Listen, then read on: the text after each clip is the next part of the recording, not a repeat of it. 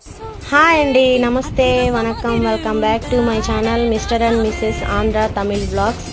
ముందుగా అందరికీ happy Tuesday అండి. ఉదయాన్నే బాబుకి లంచ్ బాక్స్ రెడీ చేద్దామని ఒక సైడ్ వచ్చేసి రైస్ ప్రిపేర్ చేస్తున్నాను. అదేవిధంగా ఫస్ట్ అయితే టీ, మనకి మెయిన్ టీ ఉండాలి కాబట్టి టీ పెడుతున్నానండి. మా హస్బెండ్కి టీ ఇస్తేనే ఆయన ఫస్ట్ ఏ పనైనా మొదలు పెడతాడండి.